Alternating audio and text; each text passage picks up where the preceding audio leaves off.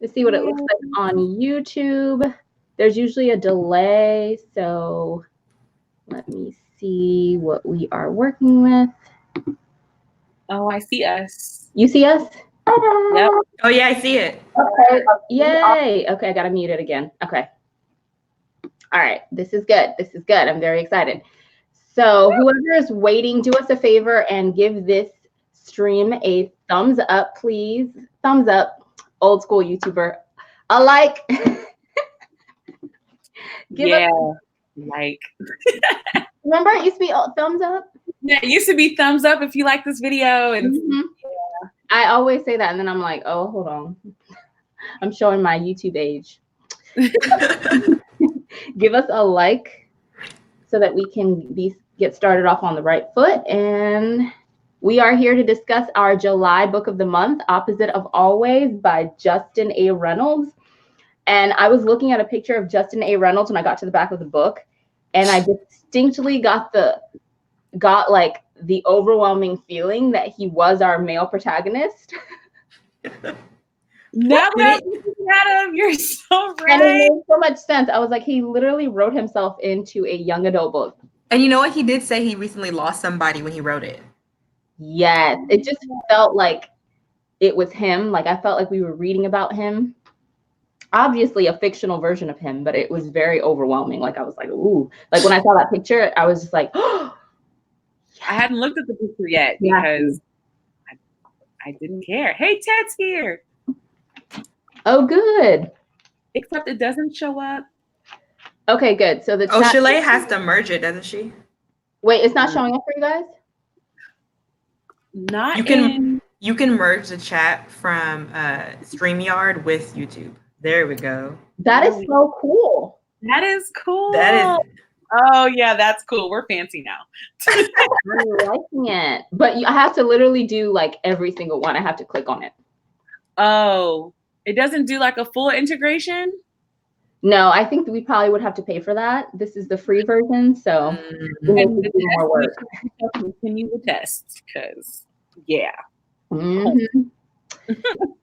All right. Well, let's go ahead and get started. Who wants to give the synopsis? Who wants to give the synopsis? I shouldn't give anything. What? I'll give. Okay.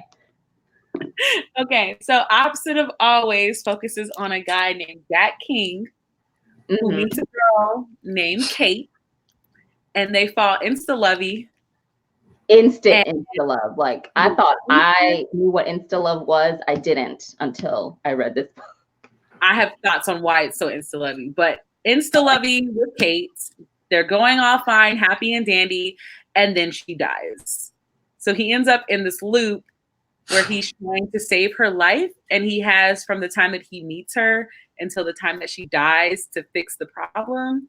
However, unlike most time loops, it does not always happen the same way every loop, and the people in his life are affected by the decisions that he makes in the loop. And it focuses, the other main characters are his best friends, Jillian and Franny, and then his parents' relationship is an integral part of the story, which I'm actually very happy about. I was like, Black family. That was my favorite part of the story. Yep. And Franny, those were my two favorites. Yeah, I really liked Franny. Jillian didn't really care for her. Okay, let's do a character analysis, and this is how we're gonna be a little bit more structured with our lives when we discuss books. Okay. The first thing we're gonna do, thank you so much, Brittany, for that breakdown. That is basically the plot. Now we're gonna do a character analysis, character by character, and then we'll talk about the book scene by part by part. So let's begin with everyone's least favorite character, Jillian. So Troy, I see you shaking your head, so I'll go ahead and let you start. That girl irritates my soul. So Jillian is the best friend of both Jack and Franny, but she's dating Jack's best friend, Franny. And the whole time they're dating, Jack has had this huge crush on her. In the very beginning of the whole book, he is like staring at her at a party. And before the insta-lovey with Kate. Yeah, before the insta-lovey with Kate. He was staring at her because he was getting ready to reveal his feelings. and like ruin his friendship with I Franny. found that problematic as fuck, but let's continue. That was terrible. And so the problem with Jillian is she's definitely one of those girls who very much enjoys being the only girl in her little circle of friends. Yes. So when Jack finally meets Kate, she starts feeling some type of way about Jack meeting Kate. That part where she tells him before he starts jumping time that girls liked him, he just doesn't give them a chance. I'm just like, It was so obvious. I was like, oh my God, you're going to be so annoying. It was obvious she was talking about herself. Jillian, to me, felt like a non-character. She was very clearly a plot device, and that's what annoyed me about Jillian. Like, she felt very, like, flimsy, very will-o'-the-wisp, very, I could go this way, I could go that way. She wasn't grounded. I thought she had the weakest character development out of all three of the characters, and that's kind of where you could tell that this book was written by a man to me, a man who's not really good at writing strong female protagonists. Because Jack and Franny's characters were amazingly well fleshed out, like so solid. Like the character development there was so great. And then with the female characters, Kate was probably the most developed, closely followed by Jack's. So Jackie goes by Jack for anyone that's confused. Closely followed by Jack's mom. But Jillian was like a distant third. And you could tell that Justin, I keep wanting to call him Jordan. Justin Reynolds did not really put too much effort into Jillian. She was kind of like a placeholder / plot device / like everything that I got from Jillian besides her annoying dialogue came directly from Jack's like thoughts on her, not necessarily like her. It was like he would be like, she's amazing. And I'm like, I haven't seen anything to tell me that she's amazing. She's so smart. I was like, I haven't really seen that. She's this. Like he kept giving her these superlatives and these adjectives that were not being played out in her character. So we just had to take his word for it. But she's just like this amazing human being. And we couldn't really see it. And that annoyed me. It also annoyed me that she basically had no loyalty. That really disturbed me. Like she's been dating Franny for X amount of time. Like I guess since she moved to their town and like started high school. So several years now since they're about to graduate. And there's like no sense of loyalty to him. No sense of like, it just frustrated me so much. You know what it was? I did not know how Jillian really felt. Like the emotional part of it, I had no emotional connection to Jillian. I could not tell how she felt like, it's like, okay, she's with Franny, she's saying all the right things. And then by the third time loop, she's with Jack, she's saying all the right things. I'm confused. Like, how does she really feel? The third loop was just like, okay, what? It happened so fast. And it was just kind of like, huh? Like, she just seemed like, you know what it was? You know when you go to the movies and you have like, it's like a male-dominated film, like an action film or something, and they'll have that one girl in the movie, and she just kind of like goes with whatever is the most convenient for the plot, and she's not a real character. It's not like the movie is clearly about the men in the film, and they just put in this random female character for like to make it more like sexual for eye candy, and she just kind of goes with whatever. That's how Jillian felt to me. Like I was just kind of like, is she real? I don't know. Yeah. It bothered me. If she hadn't been dating Franny or Jack, would she have mattered? You could take Jillian out of the book and you would not have changed anything. Nope. You'd have less attitude. Like we had that one scene, like it was kind of alluding like her parents were going through a divorce. And then I guess her dad left. And her mom was being all forgetful. And in the beginning, I was like, wait, does her mom have some type of like disease, like dementia, Alzheimer's, or is she just sad? Like they didn't make that clear. Just sad, I'm guessing. Mm-hmm. So that was like light character development for her, but. Well, I think what I thought we were going to get more Jillian, because I feel like we kind of needed some kind of explanation for how we just ended up in her house and she didn't have power and her dad's gone. I'm like, well, how long has that been going on? Like, maybe the reason she's acting like such a prick is because she's got parent issues at home. No. Yes. And another thing I didn't like about the book as a whole, but was really like pointed with Jillian, is we didn't know what any of the characters looked like. Like Jillian, I think it was mentioned that her mom is Italian. In the whole book, I was trying to figure it out. So is she biracial? I don't know what Jillian looks like. I got an idea of what Jack, Franny, and Kate look like. Mm-hmm. Jillian threw me. So I was trying to figure it out. I was like, is she like she white? Is she Italian? Is she biracial? I couldn't figure it out because they just had that one statement about her mom being Italian, and that was it. But there are a lot of different. You can be Italian and be black. You can be Italian and be white. You could be. So I was confused. So I didn't understand that. And then there was no description of her dad. So I was like looking at the book cover, like, is one of these girls Jillian? No, it looks like it's all Kate. All right. And then Kate was described as brown with curly hair. That made me so mad. I was just genuinely shocked because I was like, wow, that's all we got? And then, then every time, it's like every chapter, he would talk about her brown skin and curly hair. And I'm just like, up until they finally said the black girl, I was just like, oh, okay, so you are black. That's what I was like.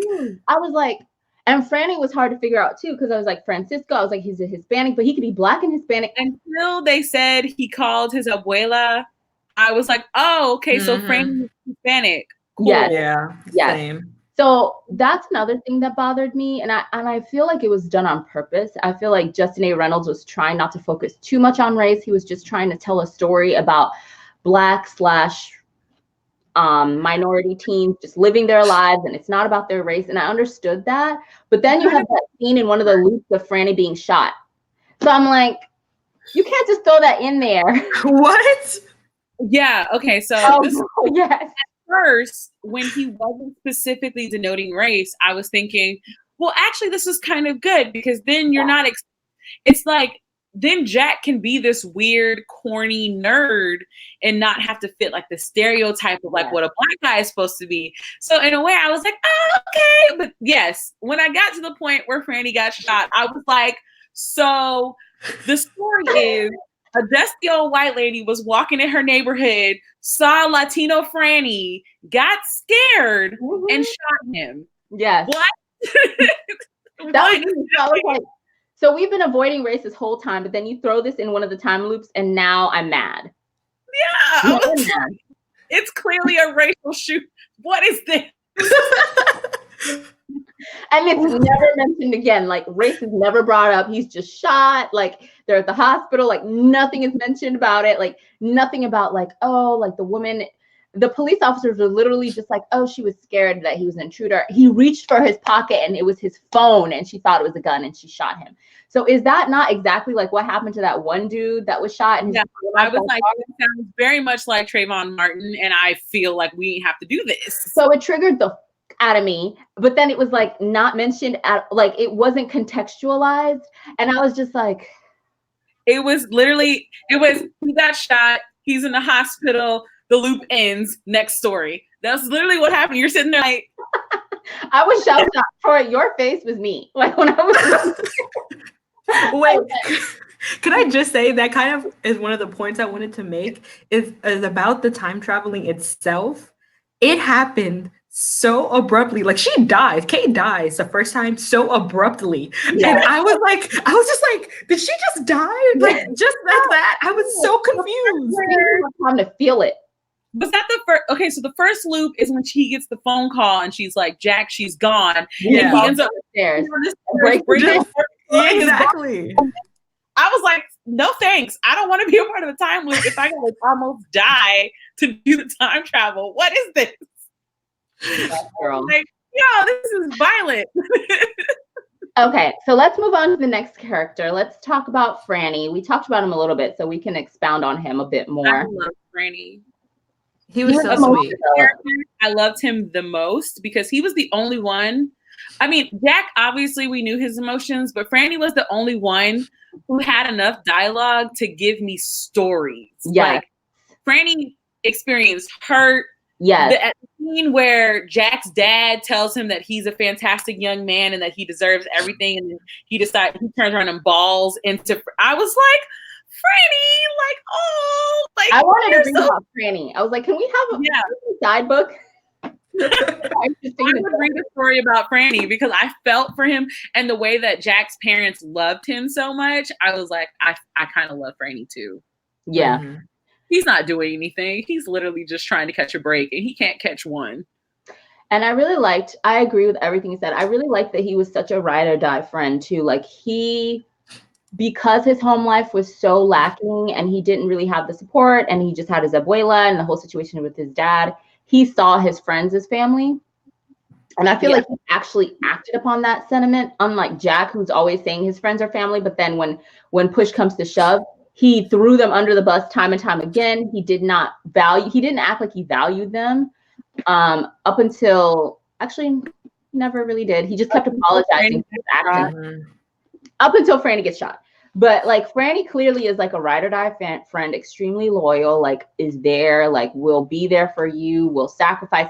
And then Jack, maybe because his home life is so idyllic and he has like these great parents who are in love with each other still, and like he's an only child, so he gets all their attention and all this stuff, he just didn't have the same follow through. Like he'd be like, oh, my friends are my family, but I'm never gonna spend time with them because Kate, and I'm just gonna like go with Jillian and break Franny's heart and, you know, talk to Franny's dad behind his back because Kate's life. Like what? Like we haven't gotten to Jake yet. We're still on Franny. Like dang. Oh, Chile was going in. I didn't even want to break your tirade. I was like, oh, she's addressing a problem with Jack that I have. But I'm so sorry. But Troy, your thoughts on Franny? For the part you read. Right. Where did you stop, Franny? First of all, which loop did you stop on? Because that actually is a part of my issues with this book. Okay, I'm on loop. Probably loop 2. I think so. I think it's loop 2.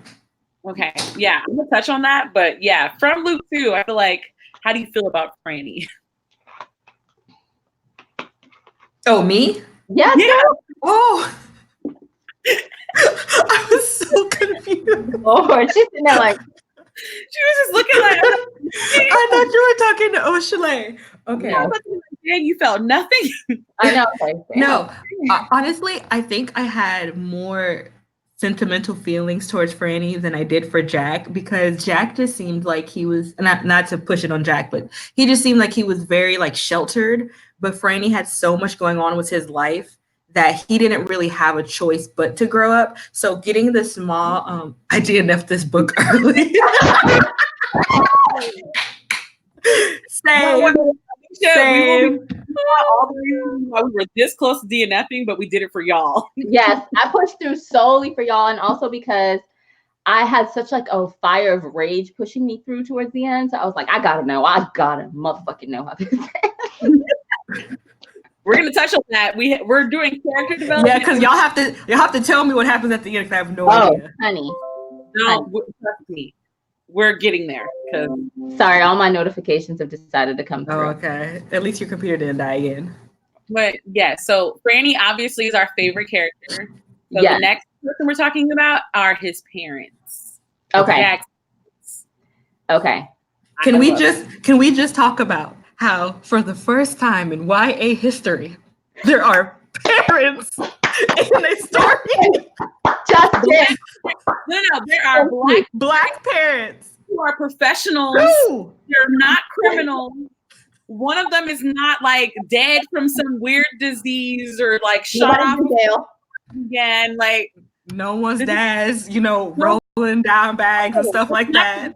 they were 100% involved in their kids' lives. Mm-hmm. I was like, I have to slow clap for this book just because both parents were there. I was shook. I was waiting for someone to tell me that he was biracial or something, because I was like, "There's no way." There's no way. That's so sad. That's sad, y'all. They don't make regular Black families in YA with the whole household. I mean, even LL McKinney on her Blade So Black, Yeah. even in the book, her dad dies in the first part of the story. Yes. Like, Lord. I was shocked. I was like, so the parents are still alive in every loop? Like, I'm not gonna lie.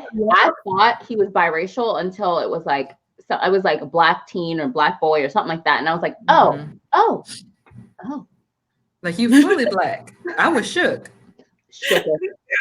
I was like, hey, they're in love and they're mushy, and like it's very evident that they're very much still in love and into their own relationship. I was like, you can having anniversary parties and stuff. I was just like, yes. 30th anniversary parties. I was like, Yes. oh, so they're for the long haul? Like, Okay, we get why YA is giving us diverse Black families for once. Right. For once. For once, because we all know I can't think of one other example that portrays a Black marriage in I this can't way. think of one. Not in YA. No. I It's can't. just always that their grandma's taking care of them. Yeah, It is. I'm done. That actual consistent parents in YA. I know. I was shocked, but it also brought so much depth to the book that I feel like if it wasn't there, the book would have been lacking. Like it was definitely a 1.5 out of the 3 stars that I gave was for Jack's parents. Okay, yes. One of the stars I gave was for the fact that it was a stable, healthy marriage. Yes. That they, actually all of the 3 friends definitely talked about his parents' relationship multiple times, actually. Like it was a very serious point of all of their development, like looking at his parents. Yes, because you had Jillian's parents going through a divorce, and then you have Francisco, whose dad you don't hear anything about his mom, not that I can recall, and then his dad is in prison and gets out of prison, and he's been raised by his abuela. So it's like they were like the relationship goals of the friend group. Yeah, everything.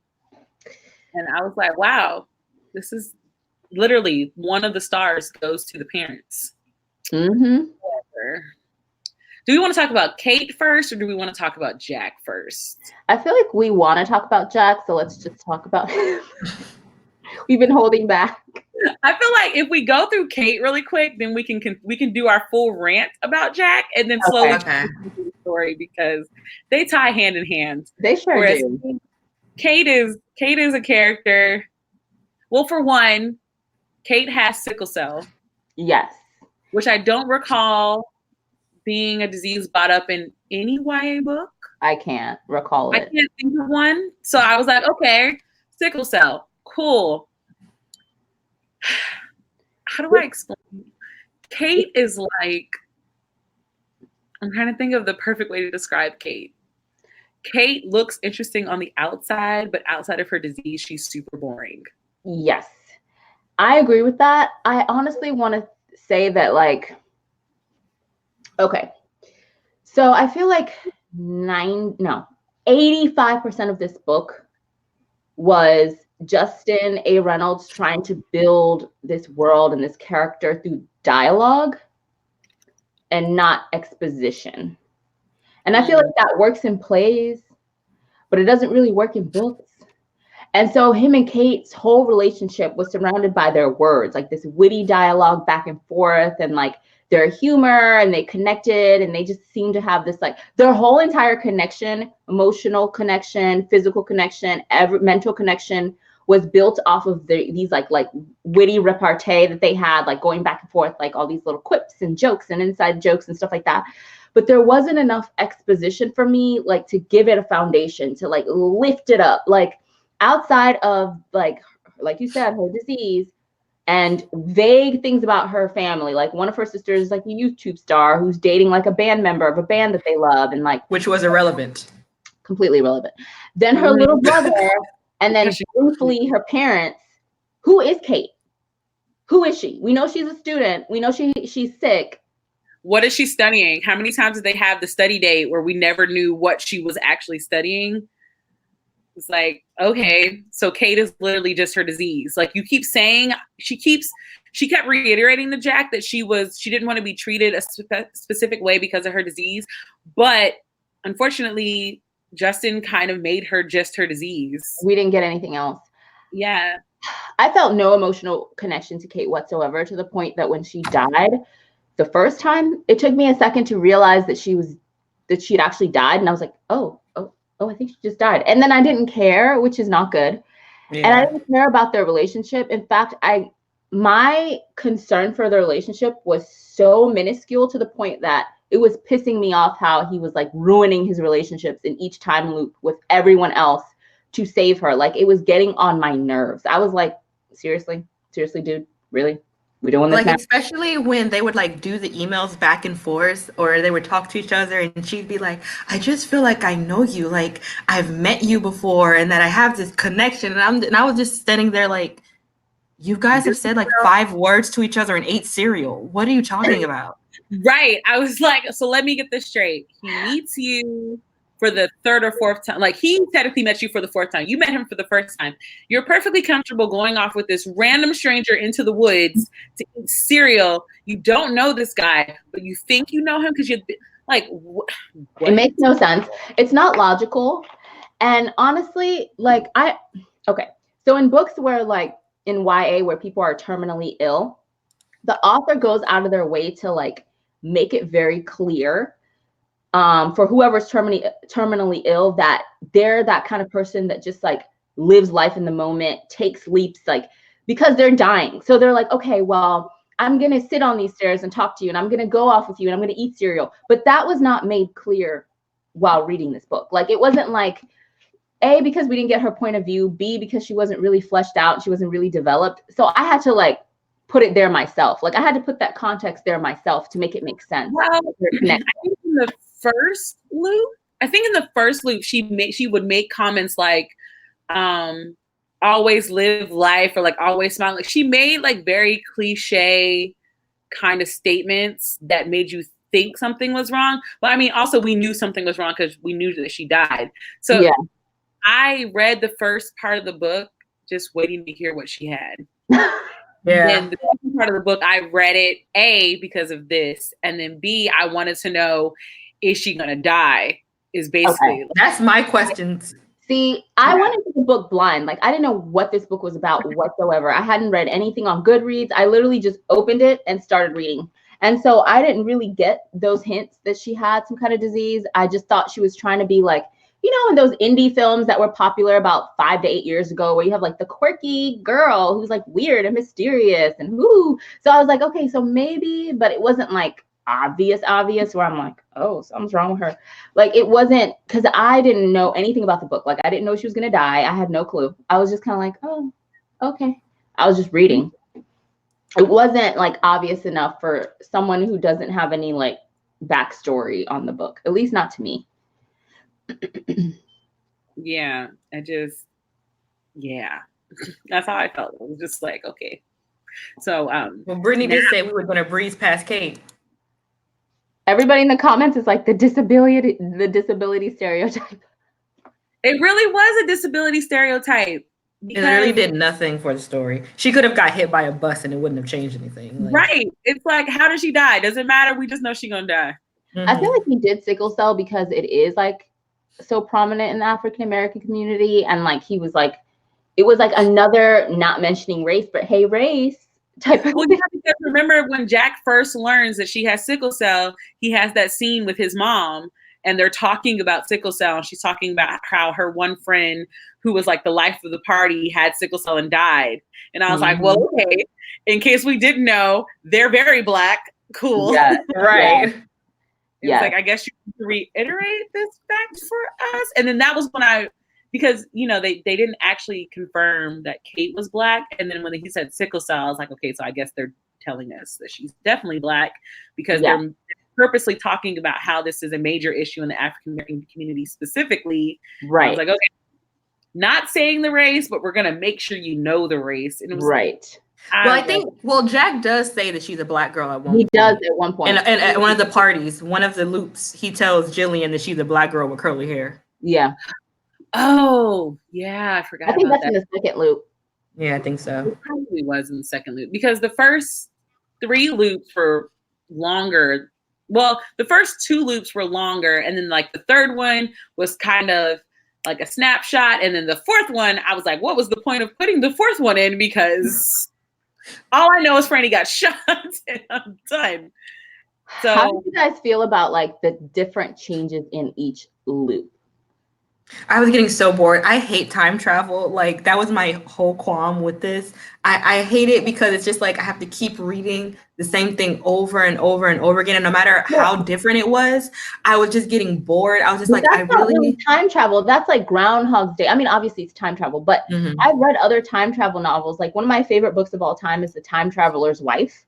And that's like one of the best books one of my favorites, and one of the best books to me that does time travel impeccably, because it's not the same day over and over and over. It's not the same scenario over and over and over. Like this to me reminded me so much of that movie Groundhog's Day. I don't know if y'all ever or Ferris Bueller. That movie in the book. So I was just kind of like, yeah, they mentioned that movie in the book. They do, and it made me even more angry. I was like, okay, why? Like why? See, my issue with the time loops. Okay, so if this time loop happens at the same time every single time, okay. So like I'm trying to think of a perfect example. The part where he sells all his stuff to like get her this doctor's appointment. Yes.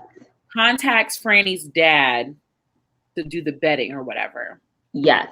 That is the only change in the time loop where I completely understood the reaction, you know? And it was like, well, yeah, Franny's going to be ready to kill you, bro. Like, okay, obviously. But the one where it's like, oh, you're spending all this time with Kate and like even his family kind of like, this is him. I'm like, y'all are being way too extreme. Like, right. It's his first little girlfriend. It wasn't that deep. Thank you. I was like, did we not already establish that Jack was awkward and never had a girlfriend? Girlfriend, he was gonna lose his mind. It went from 0 to 60, and I couldn't help but feel, and this is the part that annoyed me with the insta love. I couldn't help but feel that if she didn't die, there wouldn't be this intensity. So it's almost like the author tried to raise the stakes by being like, this is why everything's so intense. This is why their love's so deep. This is why their connection is so like, because she's gonna die. And I was just like, I don't like this. And then it was like so normal at first on Jack's side when he doesn't know that she's obviously gonna die. But then on Kate's side, it was always so over dramatic and obsessive. And I'm a free spirit. I hate that. I hate that trope. I'm a free spirit. I'm gonna do whatever I want. I'm not do it. I'm like, yeah. I was like, oh Lord. I was like, no. Yep. No, like I forgave Jack's feelings because technically Jack is the only one reliving it. So he's like, he actually went through, even because he said he went through, like at the end of the book, it says he went through a bunch of loops. Couldn't be me. Right. I was like, she would have just had to die because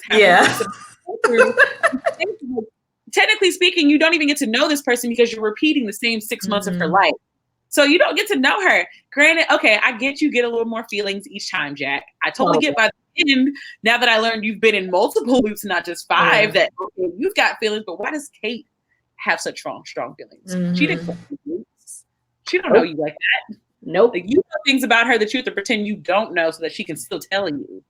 Which to me is like, oh, it just felt like such a plot device. It just annoyed me so much, which I guess it is. I guess it's a plot device I don't like. But the thing that annoyed me is when we do get to the end, it's one of those like unsatisfying endings, in my opinion. Can we talk about the end now, or are we still going through the time? Please tell me what happens. Now we can start tackling the book. Okay. So so after Franny gets shot and you're left traumatized for a second, it goes to the 5th and final loop of the book. Not the fact that he went through a bunch of loops before the 4th and the 5th loop, technically.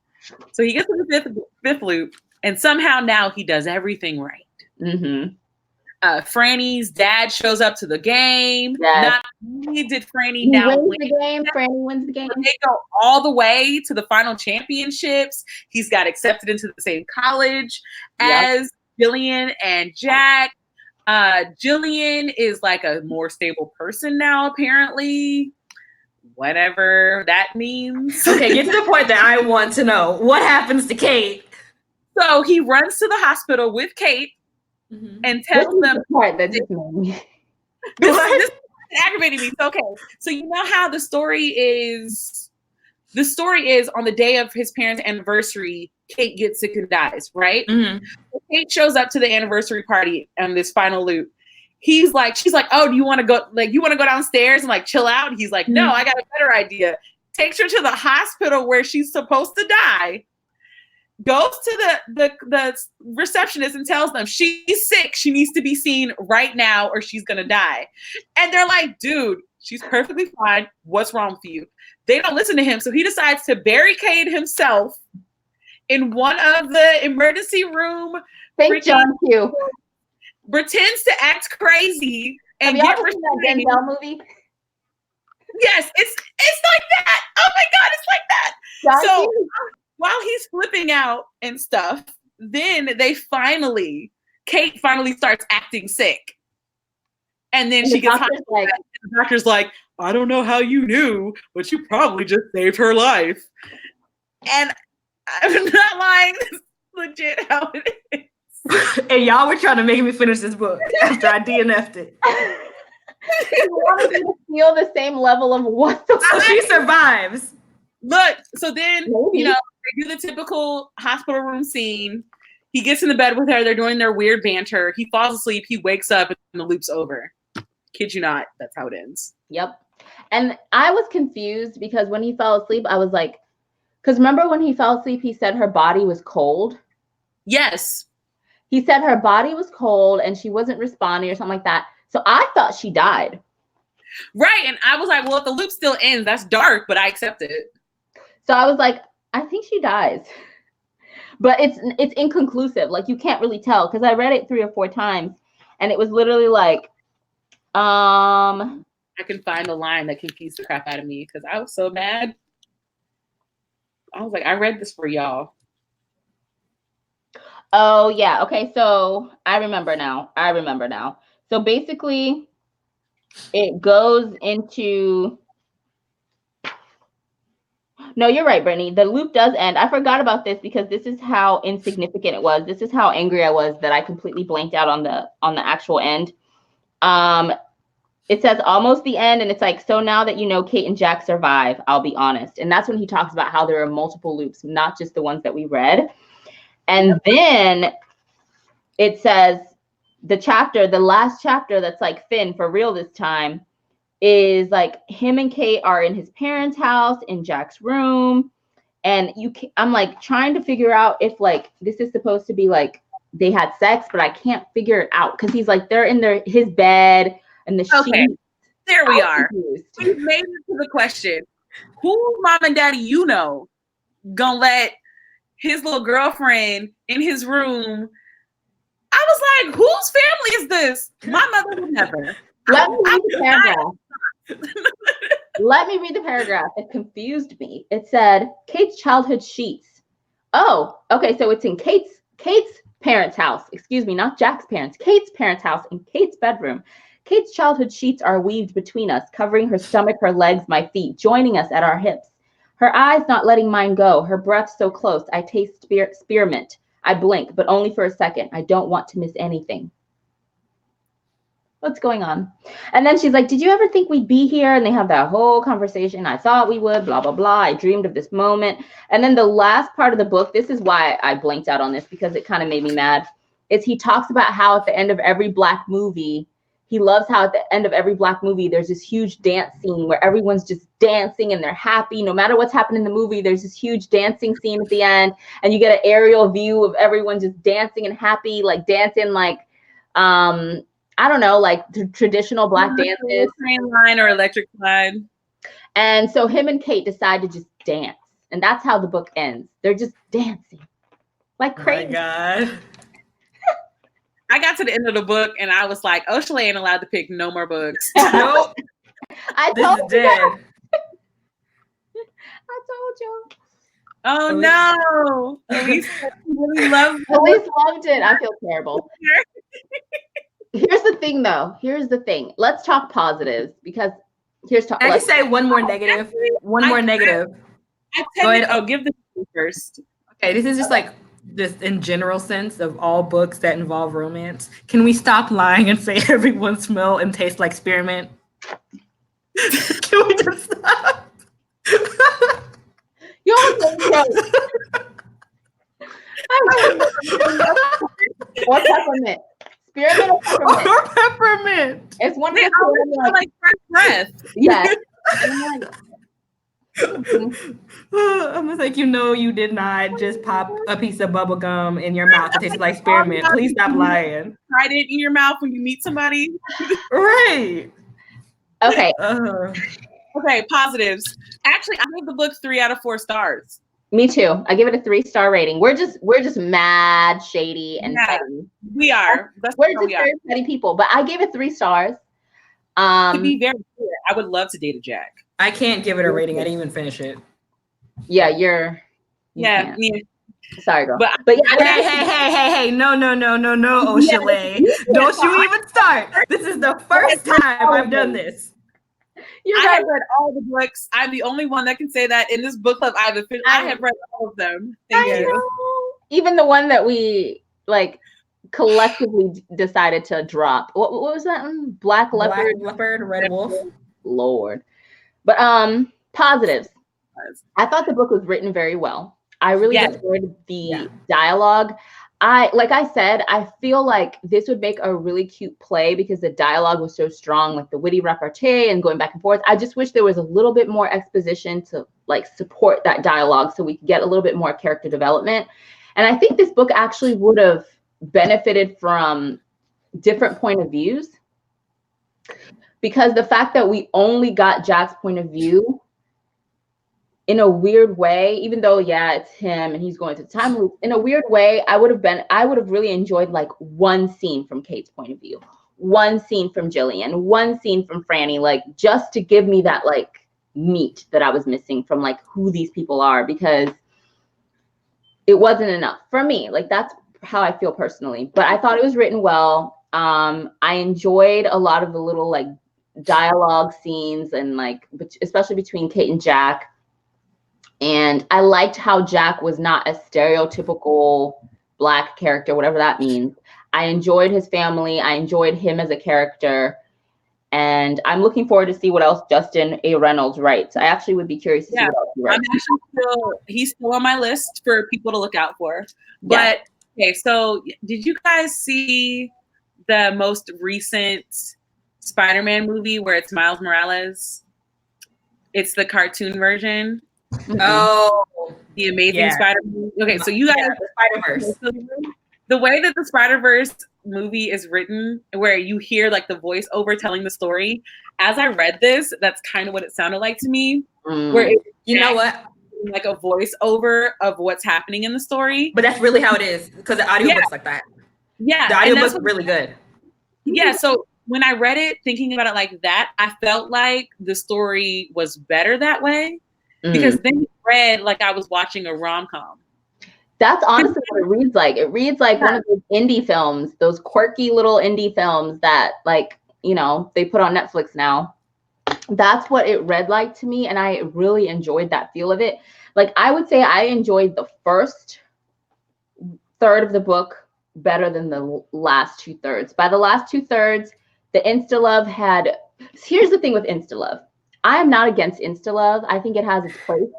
But Insta-Love is literally for that first meeting. And then you as a writer have to support that Insta-Love so I can continue to like root for it. Like you can't just have Insta-Love and then leave it there and then I'm supposed to root for them, because it's like, it's not enough. Insta-Love in the beginning when they meet, great. But you got to build on it. You got to give me some more stuff to like keep going and believing for these characters. Otherwise, I'm just going to be like, why? How can you do that if it's a time loop that repeats the same time frame? Because technically speaking, for Jack, after the first meeting, it's not Insta-Love anymore. At that point, he's already been with her for 6 months. So he's just progressively getting stronger feelings. The only problem I had with that was just Kate, because Kate was very apprehensive at first.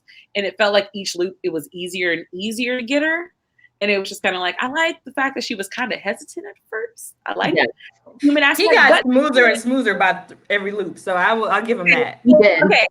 I was like, but the progression of Jack's game throughout this story got better and better. Good. Yeah. Clear that he got real confident in his ability. Yes. And I was like, all right, Mr. King, get it.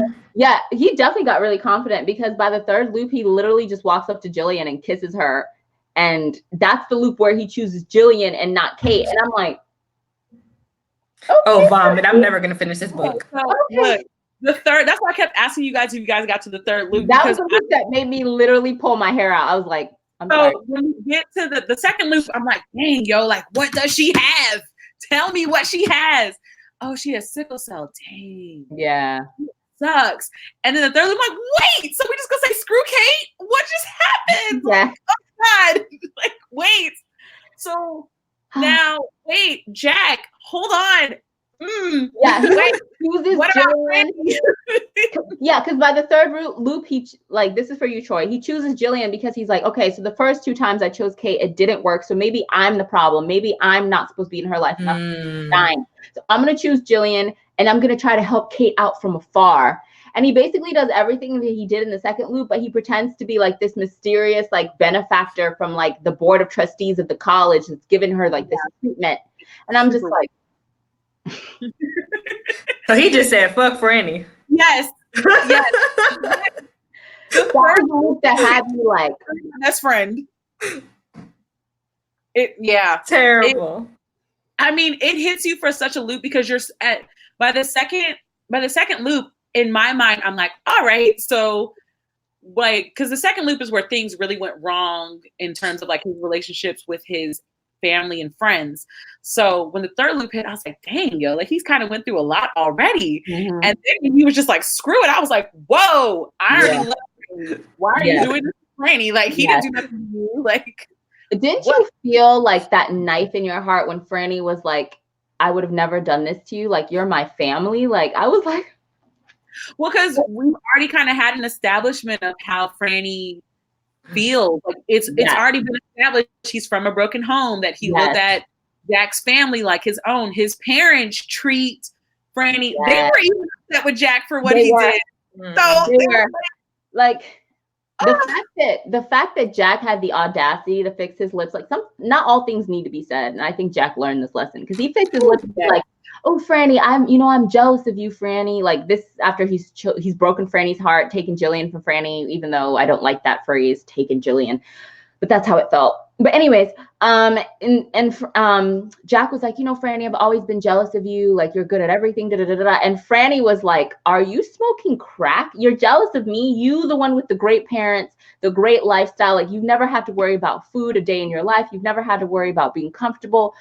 Jack got a wake up call. Because he was like, and Franny was like, and I have had all these issues in life. And then you take away the one thing. I was like, oh, this girl loves me. Like, oh, I have these 2 best friends. And you take that away from me when I already don't have that much. And I was like, not only did he lose his girlfriend, but he lost his best friends. He lost the home that he normally goes to feel safe. He lost so much in that loop. And I was like, why? And that's why Jack's parents were like, we did not raise you. Who is you? Also, I need to point out, I love his parents so much in every single loop. But obviously, that loop was where I was like, I love his parents. His parents were like, so what is going on? Yes. Who raised you? Like, that is so terrible. Why would you do that? Like, the part where his mom was like, so you trying to tell me I have to rearrange my grocery list? Because Franny's over here eating a portion of these groceries. And now you're going to have like... Or the part where she's like, in one of the other loops, when his dad's like, because my favorite part of this was the daughters or the parents, clearly. Yeah. And freaking the scene where they're in the grocery store and he's like, yeah, like it doesn't matter how many times I would have to go through seeing your mom. I would always pick your mom. And she's like, oh, baby, I choose you too. And then like the milk. And he's like, seriously, can we not do this in public? And he's like, Franny, or he's like, Jack, I got to give me some from your mama in public. I was like, I love it. It's so cute. I have parents that do annoying, creepy, but so sweet stuff like that and love to embarrass me. Yes. And like, so when I read that, I'm like, this is so great. Like, they're like a little happy family. But at the same time, they will also check me on my foolishness. Yeah. Like, they check. And Jack. I loved that scene. Can we talk about a few things now that we're talking about the adults? The first thing I wanted to talk about was the scene where Kate's dad had the audacity to come, like, okay, so Jack meets Kate's parents in one of the loops. I can't remember. I feel like it's the third loop or the fourth loop. I can't remember which one. Maybe the second. I can't remember. But Jack meets Kate's parents and goes over to Kate's house for dinner. And Kate's little brother is like annoying the hell out of him and like giving him all this grief. The parents seem to accept him and everything seems to be going well. And then all of a sudden they're like, he's like saying goodbye to Kate and he's like, they're kind of making out or whatever. And her dad comes outside and like breaks it up really awkwardly. And then he's like, can I talk to Jack for a minute? And Kate's like, okay. She goes inside. And then her dad is like, so I want you to break up with Kate. Basically, he's like, she's been through a lot. You know, and I don't want you to break her heart. It starts off somewhat normal. Like he's like, you know, what are your intentions with my daughter? She's been through a lot. I don't want you to break her heart. And Jack's like, oh, no, I'm not going to break her heart. And then he goes, so I think you should end it now. And I'm like, huh? Okay, so again, this is why I said it read like the perfect rom-com. Like if this was a rom-com, I would have watched this movie and felt all the feelings because I feel like this, like it's the perfect layout for a rom-com movie, down to the daddy saying you need to break up with her, and then him not breaking up with her and doing that weird like proclamation. Yes, like all of it. I hope it gets optioned for a film because I think it would actually be really good. But it's very popular. I wouldn't be surprised if it does. But I was just kind of like, I said, well, say what? Like I just came out of left field. Like I did not see that coming at all. I was like, oh, okay. And then Jack was just kind of like, no, respectfully, no, sir. Like I was just like, that is so awkward. Very excited for how he responded to her dad. I was like, okay, home training. Yeah, he was respectful about it, but he was also just like, yeah, I won't be doing that. But that was really interesting. I was like, so that was one interesting scene. And then another interesting scene with a parent was in one of the time loops, again, I can't remember which one. I think it was the before the final one is this. So before the final time loop where everything just becomes perfect. I don't know where Brittany went. She might be having video issues. But before the final time loop, before everything becomes perfect and it goes perfectly, Francisco's dad completely just goes off the rails and just is like the worst version of himself possible. Like he completely disregards Franny at every turn, like doesn't show up for anything. And then this, could you hear me? Girl. What happened? It just clicked and I was like, oh God. Oh, I was talking about another one of the scenes was before the final time loop where everything goes perfectly. We have one time loop where Francisco's dad or Franny's dad just completely goes off the rails and is like the worst he's ever been in any time loop. And it's the loop where Franny gets shot. And there's a scene in the hospital where Jack literally tells him off and is like, you are a piece of shit, basically. Oh yeah, was that the hospital one or was okay? Yeah, he goes in like Jack was just like, Franny doesn't deserve this. You have an amazing son. What the hell is wrong with you? Why can't you just show up for him? He loves you. Like he really wants you to be there. Like he went in, and it was so emotional because Franny's dad was literally like, I'm a piece of shit. I know I'm a piece of shit. Like I have to live with that every day. Like there's nothing I can do. Like he's like very defeatist / angry about it. And he was just like, there's literally nothing I can do. Like he's better off without me. Like I was just like, but the words he used and the way it was written was so powerful. And I was just like, ooh. Oh. Yeah, it was like, okay. I wanted to be like, yes, Jack, tell him. But at the same time, I was like, dang.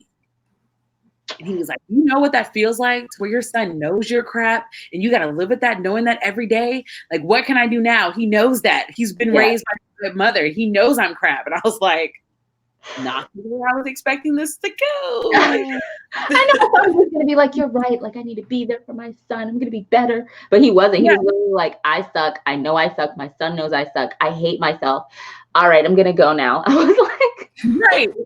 And then, also, when I was like, Jack, you really need to understand your injury levels because you always take it one step further and then one step closer to getting your behind whooped.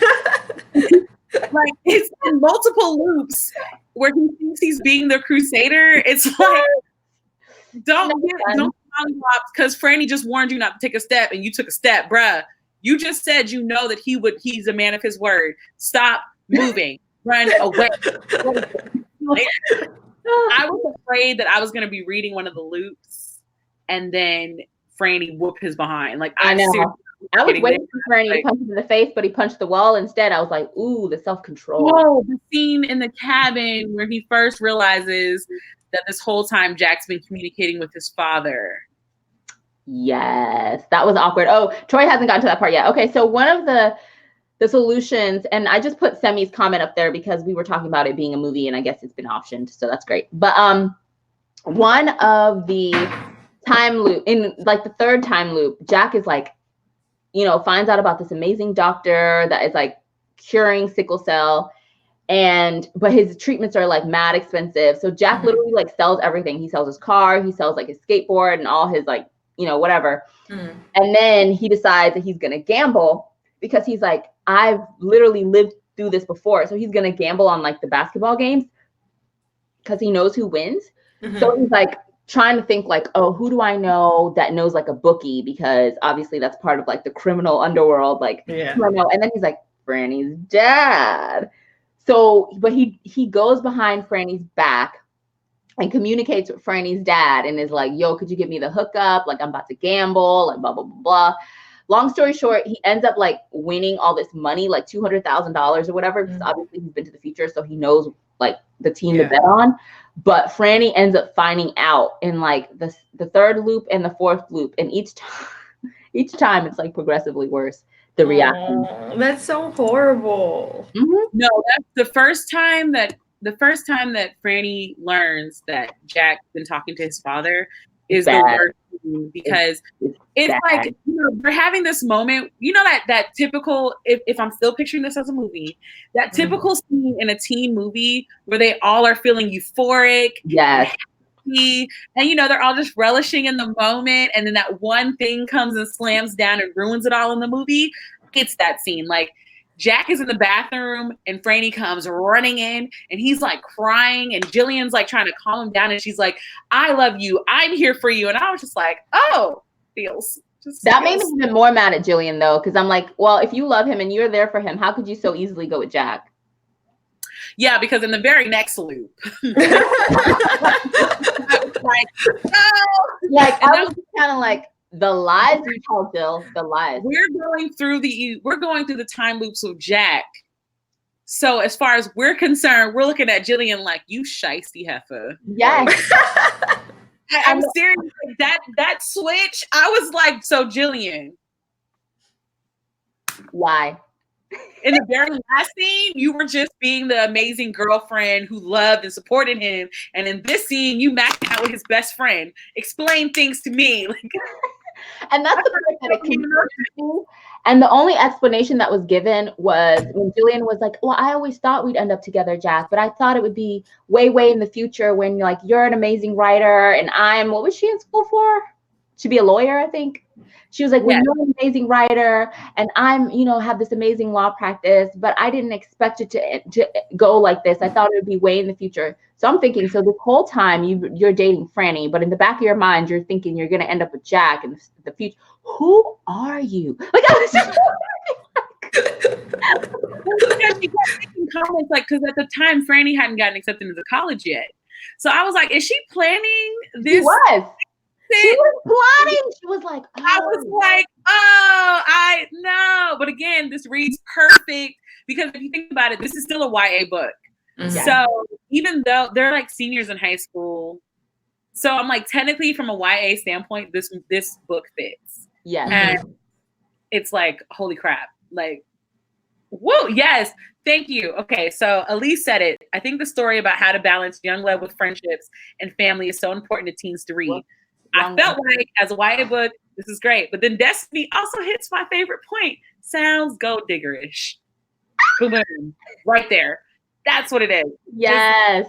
Yes, Destiny. There was something about Jillian that seemed really opportunistic. Opportunistic and manipulative. Like I was like, who are you? Like you're literally juggling these two boys. Like you know this one is whole head over heels in love with you, but you also know this one is head over heels in love with you. Think about it. She met Jack first. Jack had a crush on her. They met Franny. Then she started dating Franny. Franny was super popular in high school. Yes. Quarterback, all that. Everybody loved him. But now that college was transitioning, Franny's not really the ideal pick for a college, but Jack is. And I'm like, wow. I don't like I feel like we just gave Jillian all the context she was missing. I really don't like Jillian. Like, oh no. I was just kind of like, how could you do that to Franny, Jillian, without a single thought? And I hate that there wasn't a scene where there was a conversation between Jack and Jillian after the third loop when Jack is at that party and he decides not to pick Kate and he just walks right down the stairs. Oh, Troy, you would have died. So basically Kate comes down the stairs and she's like, you're blocking the stairs. And Jack is literally like, okay, I'll move. Moves, doesn't talk to Kate, walks down the stairs, goes to where Jillian is, grabs her, turns around and kisses her. And that's them being together. There is no conversation of them being like, are you sure? Is this a mistake? What about Franny? Nothing. It literally jumps to them being together, Franny being hurt. And then, oh, peep the scene where they're at Franny's basketball game. It's mad awkward. And then Franny mysteriously has a new girlfriend now. I can't. Who sounds like a stereotypical mean girl, by the way. Of course she does. So you can't make this shit up. And I was like, okay, so they're at the basketball game. Some time has passed because time heals all wounds. They keep mentioning that phrase or whatever. Or just give it time. And Jillian and Jack have been together for a while. And this was the part, I think this was the part that annoyed me. Jillian and Jack have been together for a while, but there is no meaning to them being together. Like, he clearly is still in love with Kate. And he's trying to save her life from afar as a stranger now. But I didn't feel like any emotional connection in a relationship-wise between Jack and Jillian. It just felt kind of like, meh, they're together, I guess. Like, there was nothing like that made it worthwhile. Like, them being together and their connection, it didn't make it worthwhile that they had done that to Franny. Like, it wasn't worth it. Mm-hmm. Like, how they were as a couple was not worth it for what they did to Franny. And that was the part that really upset me. I was like, what was the point of this? Yeah, it didn't seem like they had a good relationship. Like, after it finally happened, it was, I guess it's because he was so happy with Kate and he made sure we knew he was happy with Kate at every given moment he was with her. The way they read it was just like, I guess. Ted says Franny and Kate should have been the leads. Okay, look. Semi says, honestly, Franny and Kate are the only nice characters in the novel. LOL. They are. Yeah. Woo! Franny is still my favorite character. Obviously, again, he's the only one I felt that went through, like, Jack went through emotions, but Jack also treated Franny like crap in multiple loops. He did. I love Franny. Jack took Franny for granted. Yes. And after Jack admitted that he was jealous of Franny, it made sense because he loved Franny, but there was also that sense of resentment because he was like, you took the girl that I was going to ask out. You're good at everything. You're this basketball star. And that's why when Franny checked him and was like, yo, are you bugging? Like, this, all the stuff that you are jealous of me of are superficial things that don't matter in the long run. You have a good home. You have a loving family. You live in a middle-class, stable, comfortable life. And you have the guts to be mad at me because I'm tall and can play basketball and I'm handsome. He was like, are you kidding me? I was like, yeah, I mean, Franny's check him. Because it was just like, wow, have you been holding that in for a long time? Because you just stole his girl, bruh. Don't think now is the time. That's what I'm talking about. It's multiple examples in this book where Franny got dumped on by Jack multiple times.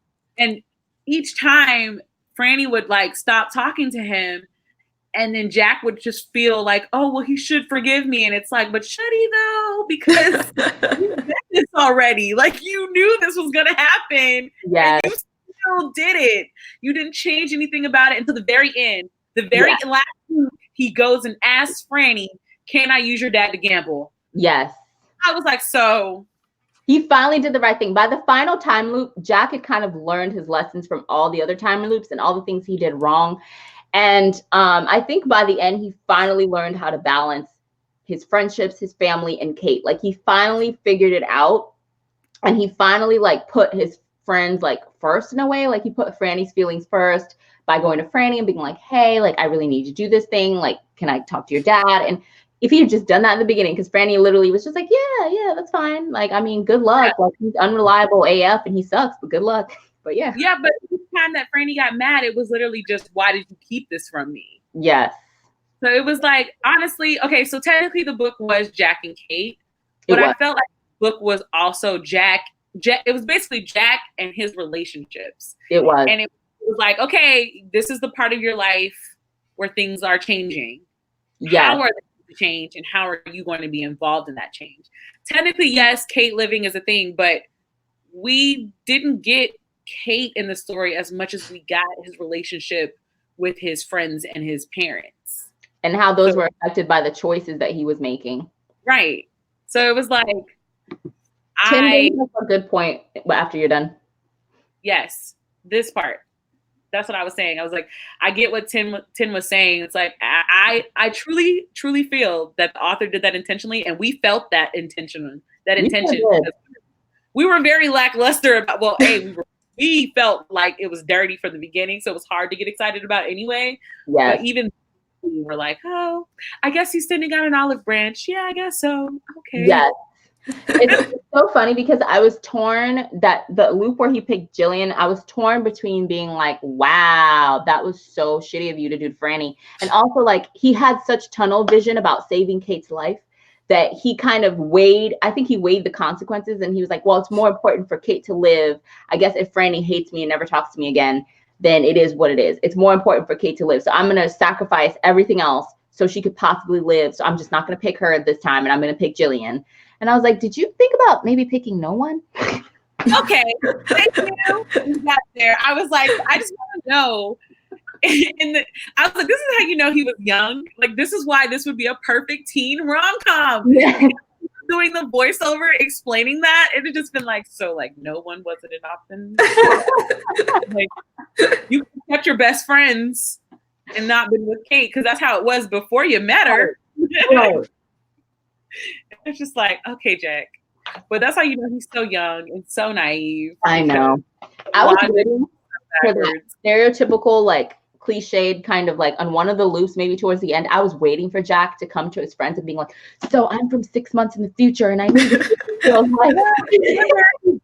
was multiple times in the book where they're like, tell me the truth. He's like, you really want me to tell you the truth? And they're like, yeah, I'm from 6 months in the future. And they're like, yeah, right. And I was like, but I was waiting for him to like prove it to them and be like, guys, I need your help. I need to save her. So I need you to help me. I'm from the future. And they're like, no. And he's like, I predict right now, that red car is going to drive by. Yeah. Well, he did tell his mom, but she asked, was he high? Yeah. That part was fantastic. And I just pictured them sitting in the house and him being like, Mom, and she'd be like, sweetie, are you high? She didn't seem that mad about it. She was just confused. She was genuinely like, baby, what's going on? I thoroughly loved him for that. Like, it was, like I said, I gave the book a 3 out of 5. I don't understand the sentiment of book 2 where they think that 3 is like terrible. 3 is not that bad to me. Yeah, I don't think it's good. Because again, the book reads very smooth. It's a very easy, quick read once you get like he writes very well. It's a story you can follow. I don't see the problem now. And the pet peeves that we have with the book are because we're adults reading a young adult. Yes. So we are thinking with adult brains. Right. It's like, I'm not going to review the book the same way I would have reviewed this book if I was a teenager. I probably would have felt more about Jack than I do now. I don't think I would have had the same feelings. I don't think I would have felt like he was wrong. I'd have been like, Jillian should have been with Jack the whole time. Like, yes. You get older. So it's like, of course, we're critiquing it from an adult standpoint. We sure enough are. This is a YA book. We're aware. Yes. And that's why I gave it 3 stars, because I think it did really well. I think it's definitely very much a young adult book, and it hits high marks on when you're rating for young adult. But at the same time, I am a believer that young adult is not just a genre for young adults, and you don't have to dumb down things for teens. And I have read other young adult books that pass like all of my checkpoints from like an adult brain, because the storytelling is a little bit more tightly woven. The character development is a little bit more fleshed out. And overall, things are just, for me, better. But I think that this is great. I think 3 stars is a great place to start. And I'm really excited to see what else he writes. And I kind of hope that they do decide to make this into a film, because I think it would be a great film. I would watch it, because again, I hope they pick I hope they pick like an awkward kind of black guy to play Jack. Yes. Yeah. And Not like a fine black actor that's trying to be nerdy. Like, yeah, no, I need a real socially A awkward. real, yeah. Socially awkward. I need that. If they're not going to give me that, I'm not watching it. But Mhm. I can't think of an actor right offhand that could play Jack right now.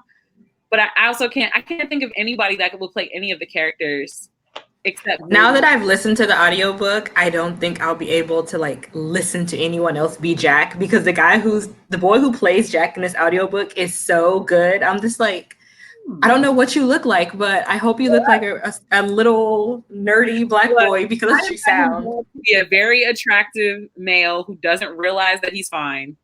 And that he's just so socially awkward that like that's where the hang up is with girls, because he doesn't make actual moves. do you know who I would like to see play Jack? Who? That actor from Everybody Hates Chris. He would be He's grown up now. perfect. The one who played Chris? The one Yes. who plays Chris, Okay. he would be perfect. Oh my gosh. Yes. And I know. Yeah. That I love that Jack wasn't an athlete, an entertainer, a criminal, or some other stereotypical role usually given to young African American characters. Semi says the black guy from the Power Rangers movie would be good. I haven't seen the Power Rangers movie. No, I have to look that up. actually, yes, he would actually do a better job than the Now I'm gonna guy when he Chris. Because he actually plays a super awkward black guy in the Power Rangers movie. Aw. He actually fits. And someone in the chat mentioned this earlier, but this book actually depicts black love between two black teens, which never happens in YA. Gosh, that's right, because Jack and Kate. Also, As they long have like Shakisha and all these other names as well. I know. And Sorry. as long as they don't pick some racially ambiguous or biracial actress to play Kate, I will be happy. Oh, No Lord. offense to them, but I would just be like,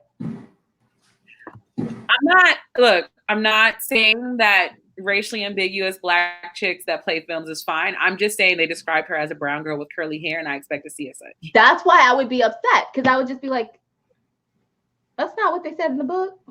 Yeah. An emphasis on brown, because they like to joke around and make caramel and brown the same color when they're not. Exactly. And that's why people were so upset about the Hate You Give movie, because you look at the book cover, you read the description in the book, and then you go see the film and there's a disconnect. And I understand, like, okay, so maybe she did great in the audition. I didn't see the movie, so I can't speak for her acting. Me neither. I don't care for her acting in other roles outside of the Hunger Games movie, but so I can't really speak to that. But that's why people were upset, because they were just like, this is not what the book said. I'm confused. Yeah, it's the same way with the star. The stars also the sun is The also, sun is also a star. there we go. In that book, she's also described as a brown skinned girl. Again, I'm not mad at the actress, get your coin, but I'm mad at the casting. Like, why? You can find a brown-skinned to dark-skinned young actress in Hollywood. I know you can. I know you can find her. She doesn't have, maybe she won't be like a big name, but you can find her. Semi says no Yara or Amandala, though I love them. right, I love them both, but I'm tired of them being the go-to Me too. black girls. I'm It's tired like- of it because they're literally like in every film, and I'm like, dang, do they just like speed dial them when they get the script? Like they don't even audition nobody? They're like, Black girls.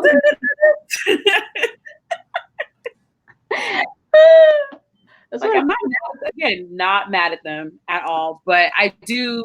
It's like, yes, Bella Pratt. first of all, isn't Kayla too old? Wouldn't Kayla be?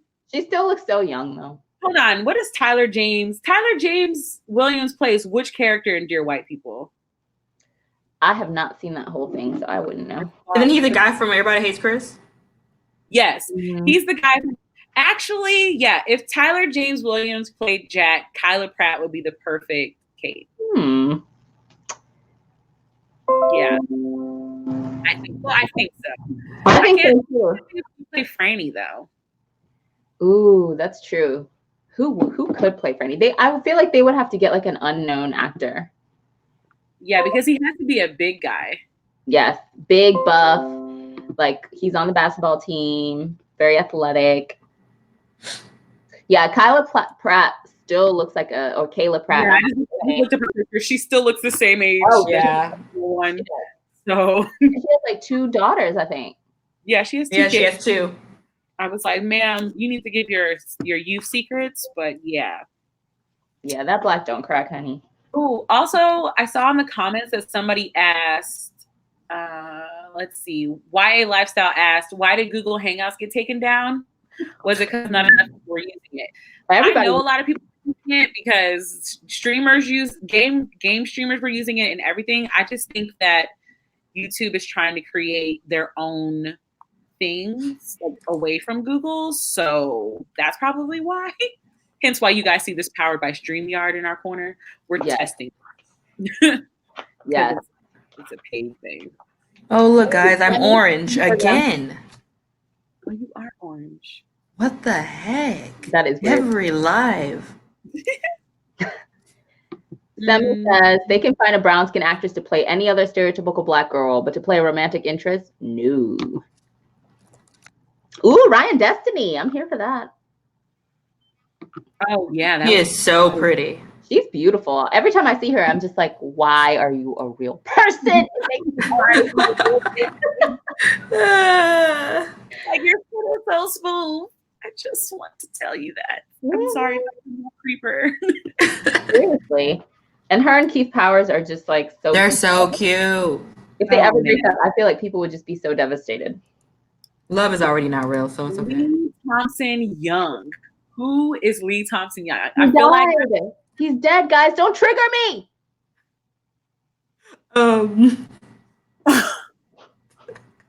He's definitely been gone for a while too. He was like one of my favorite actors because I was a Disney Channel kid, and he was so called the famous Jet Jackson. So familiar because the famous Jet Jackson. He died in 2012.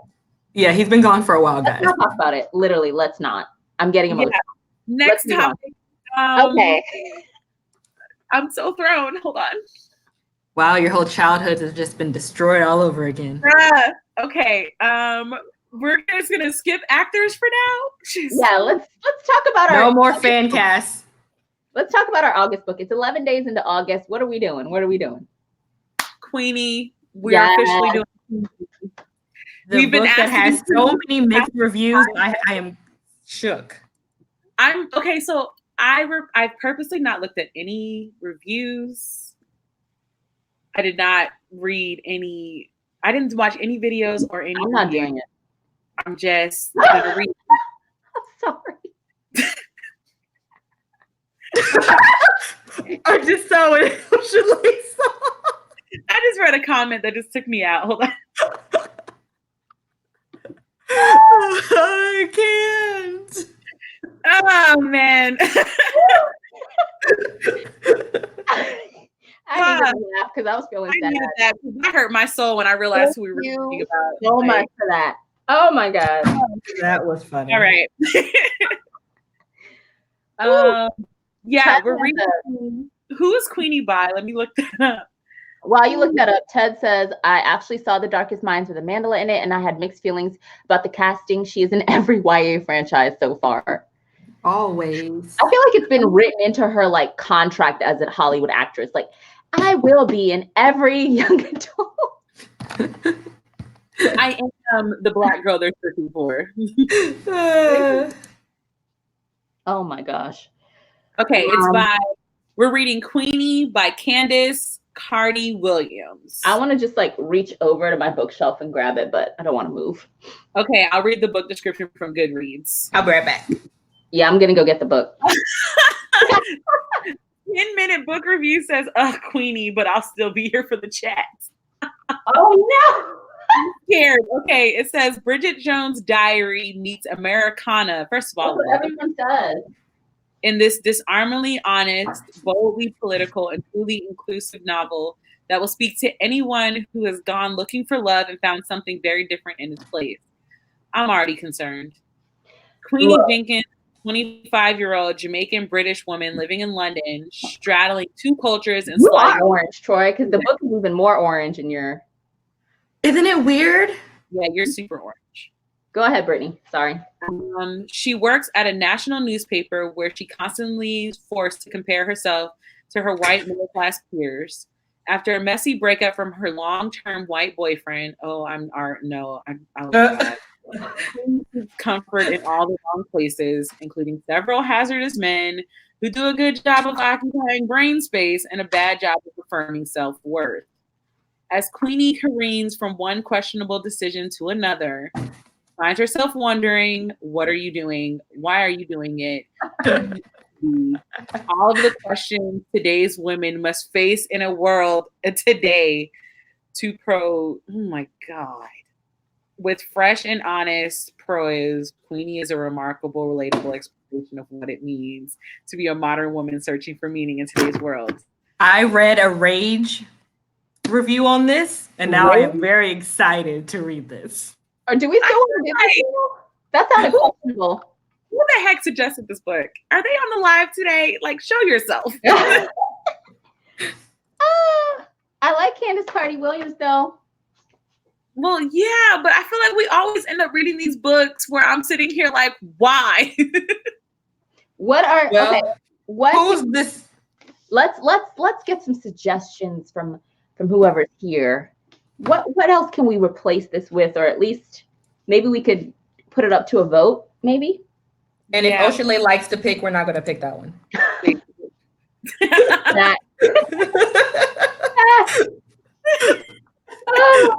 I'm sorry, y'all. Okay, so we are open to any book suggestions because Queenie we're going to put it to a vote. I read the synopsis for Queenie and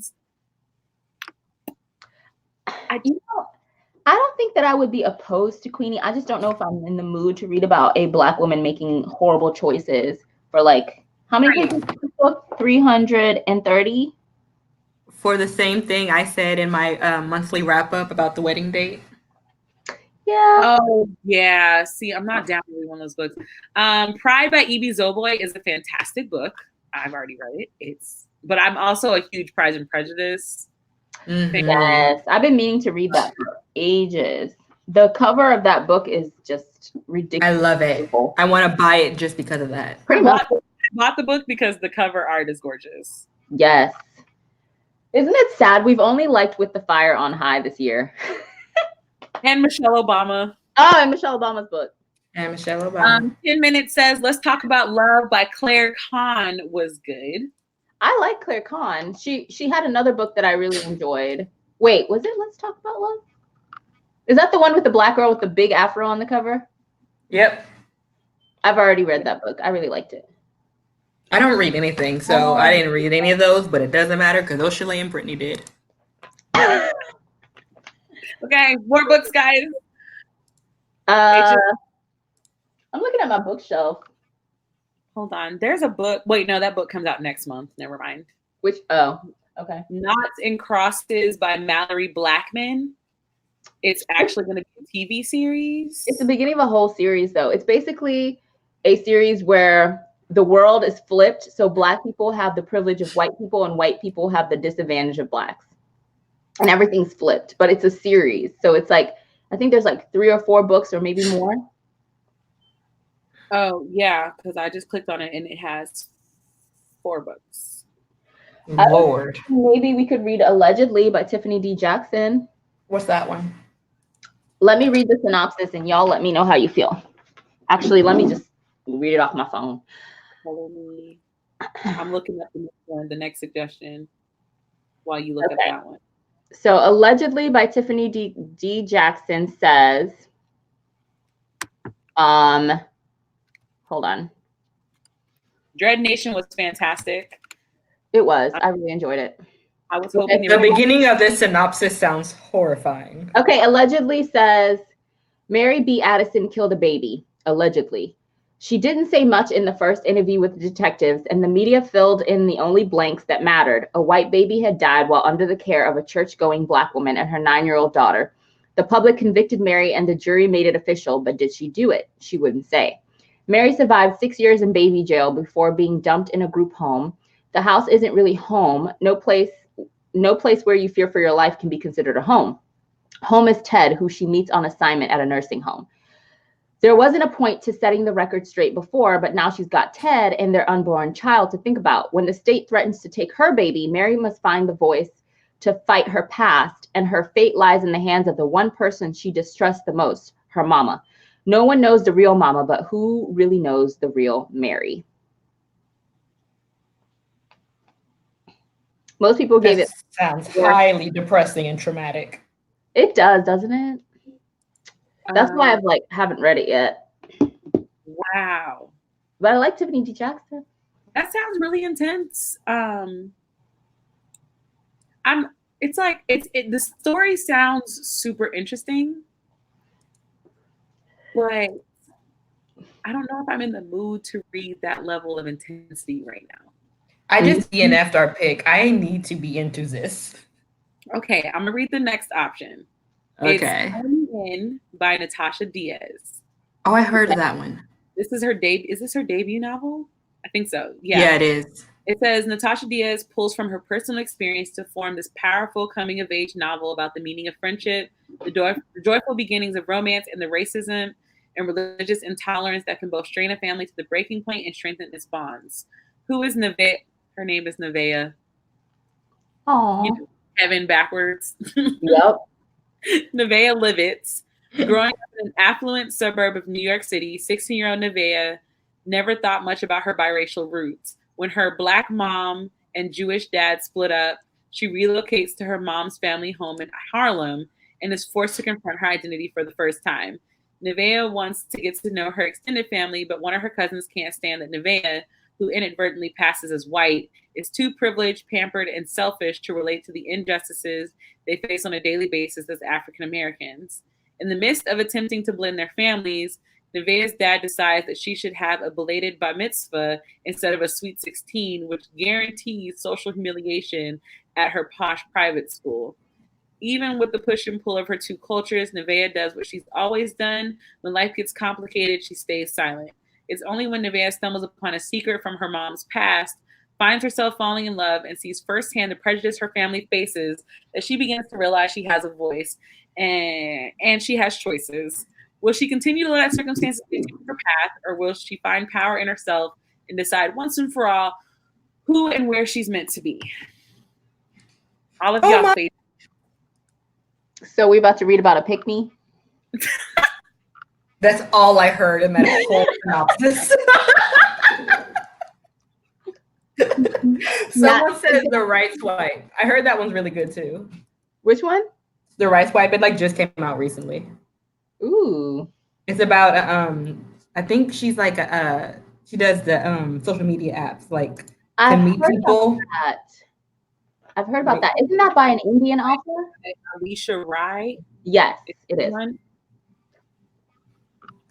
feel like I've seen this cover somewhere. It's all over Instagram. Came out last week. It's 400 pages paperback. It's all over Instagram. Oh dear Lord. It's the beginning of the Modern Love series.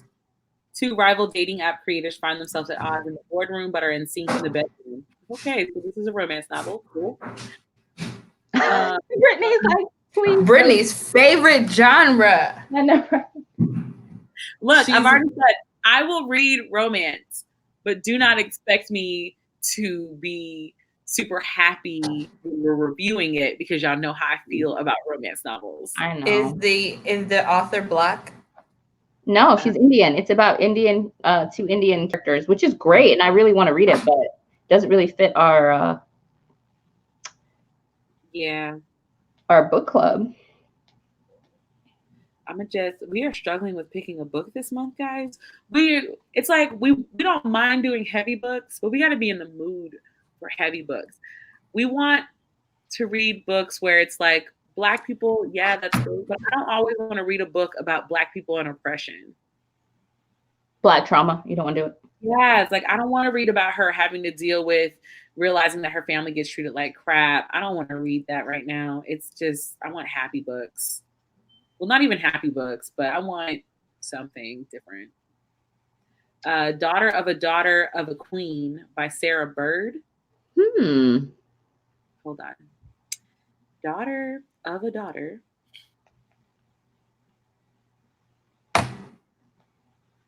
Okay, wait, it's not coming up.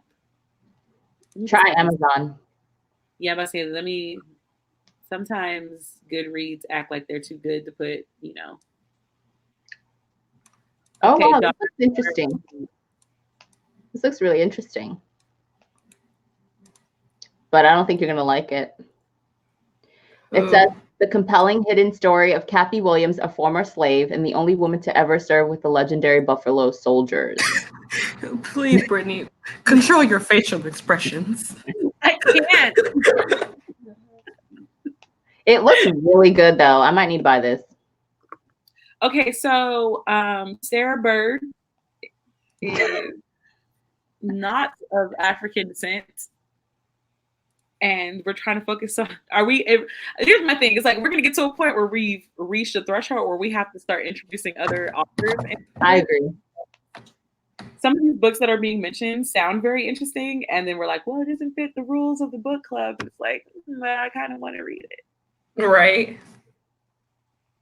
I mean, again, that book sounds very interesting. Granted, I did give it a side eye, but I do enjoy stories involving the Buffalo Soldiers.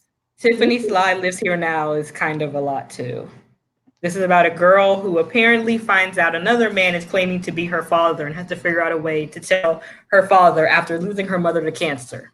This sounds so good. Again, that one actually sounds interesting. It doesn't sound as bad as the other one, or as triggering. All the Calling My Name by Liara Tamani, I might be actually what puts me in another reading slump. I am not reading that again. Why? What was it about? It was so boring. Really? Boring as in it was a slow read, or that the story didn't progress? Oh, here's the cover. Here's the cover. I think we can all kind of. Hold on, let me see if I can. The girl's from Houston too. I felt hurt that I didn't want to get into it.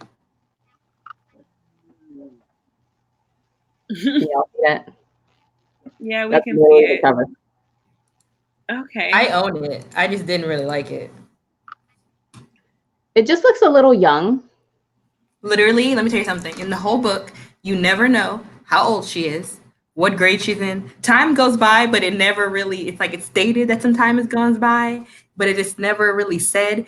The girl gives you names to people, but she kind of talks like, it's almost like in prose to the point where I don't know what's going on and I don't particularly care. It's literally about a girl who is coming into her, teenage years, and she has a very religious Black parents, and she's trying to figure out how she feels about God, along with going through her first love, and it was very boring. Oh, I'm sorry. Wow. It was boring. I DNF'd it. I couldn't do it. Noughts and Crosses sounds like the most interesting to me at this point. Which one? The series. Which one was that?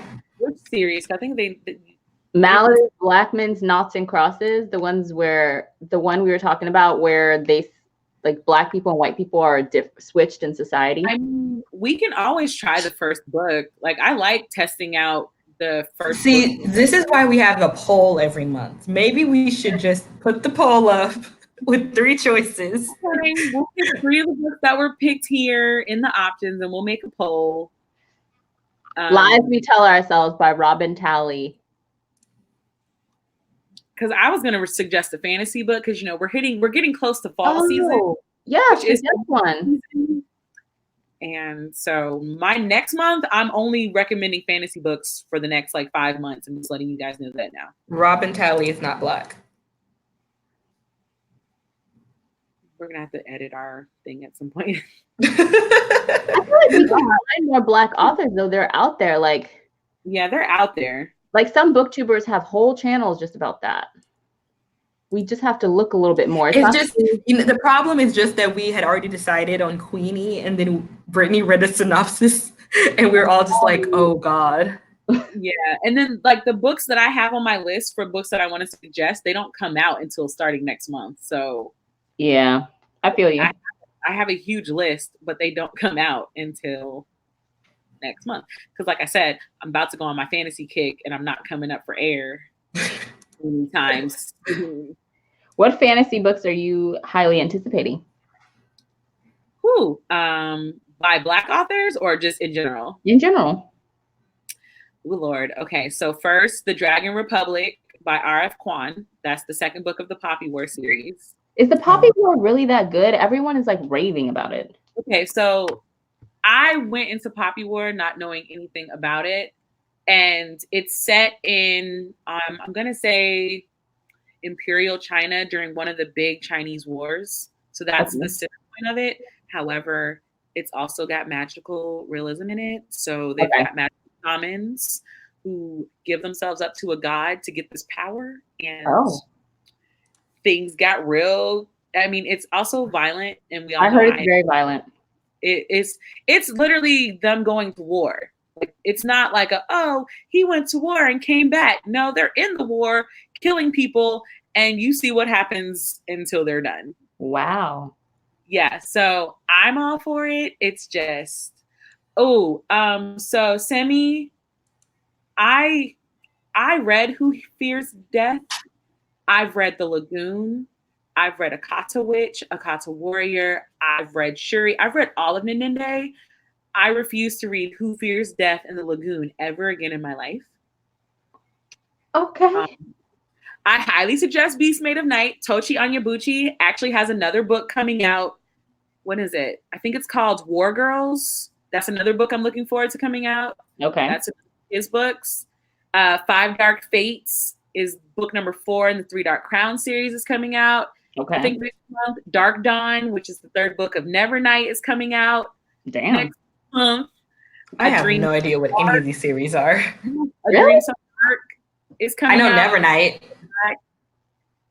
The Good Luck Girls, The Water Dancer. Oh my God, there's so many books. Sorry, wow. That's my FaceTime me. Obviously, Children of Virtue and Vengeance. Yes. Yeah. Hopefully that does actually come out like it's supposed to. Which one? Ooh. I'm just sorry. Oh, there's another book my friend put me on. It's Gods of Jade and Shadow by Sylvia Moreno Garcia. I like her. I've never read her, but I've heard good things about her. So I added that book to my list too. I found a book that I might be suggesting. Yeah. Really? I don't think y'all gonna like it. Why? Well, you're sending it, so I'm sure. Oh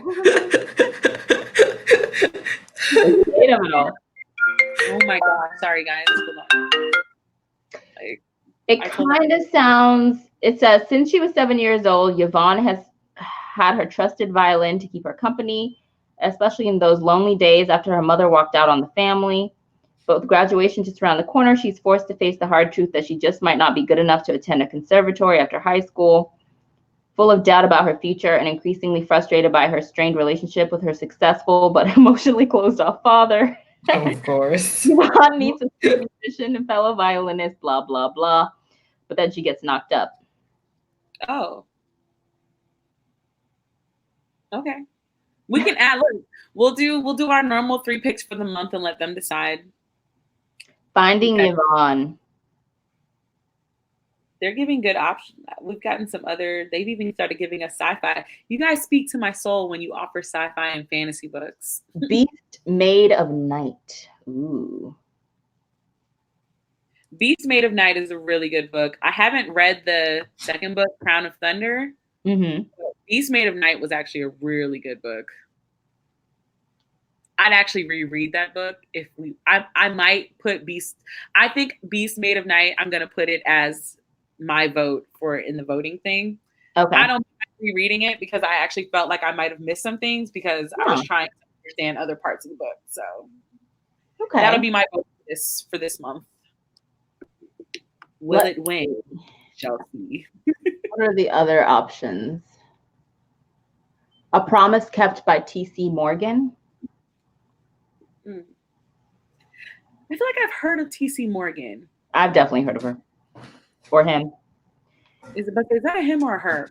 I have no idea, but I've heard that name. Yeah, like I have a love-hate relationship with Nene. Damn. I do, because some of her books, when I read them, I love them, and other books I read them, and I'm like, what are we doing? All right, so T.C. Morgan looks like a Black woman. This book says, Louis Hiroshi, a 10-year-old Japanese American boy, finds his life turned upside down when he and his family are ordered to go to a segregation camp in 1945. While there, he quickly befriends and falls in love with the outgoing daughter of a soldier. All too soon, they find themselves, so it's a romance, torn away from each other, but not before Louis makes a promise that he's willing to risk everything to keep. 15 years later, he wonders, can the woman that he has spent his entire life searching for love the man that he has become, blah, blah, blah. You know, Brittany's just thrilled to do romance. Like I said, I'll do it if that's the vote. All right, so I think we should put the Beast one in. Beast Made of Night. That'll be one of the picks.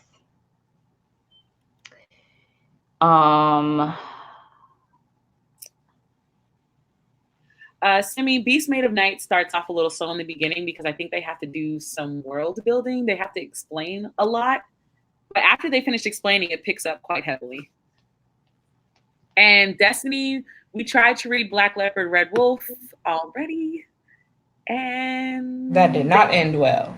They DNF'd it. I finished it only to talk about all the reasons why it was probably DNF'd. Technically, I did not even get to start reading it. So I did not DNF anything. I'm the only person in this book club who hasn't DNF'd a book club pick. Seriously. She's been dedicated. I've been trying because I want to be able to have whole opinions. Seriously. Yeah. Because, whoo, man. And I went back and started rethinking about Black Leopard, Red Wolf, and it wasn't a horrible story. It is just so graphic. Yeah. That it was just, that's what made it intense. It was just very graphic. If they took out some of the graphic parts of that book, it's still a good story. Like the actual premise of the story is still good, but it's a little traumatizing. Oh my and I say that as a person that like enjoys gore and violence and death. I never would have made it through because I do not like any of those things. Yeah, those are my favorite things in a book. I'm trying to find something that I can pick. I don't know what to pick.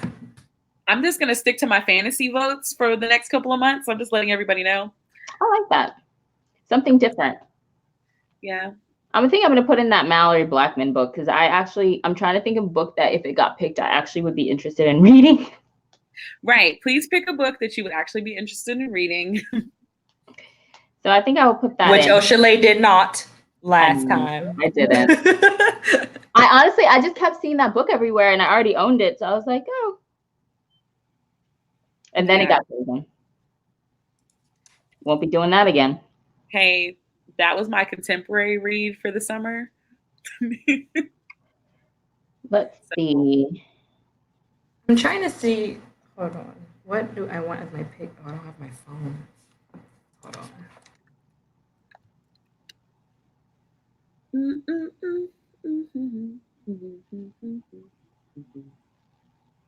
Yeah, I'm leaning more and more towards the Tobe. Chill, dude. Towards the he's like chewing on my computer cord. He said you've been on the live for too long and that you need to give him attention. Pretty much. We are about to wrap this live up. We are just trying to decide what we're doing in August. I asked the question, are we telling them here or are we telling them to wait for a special video?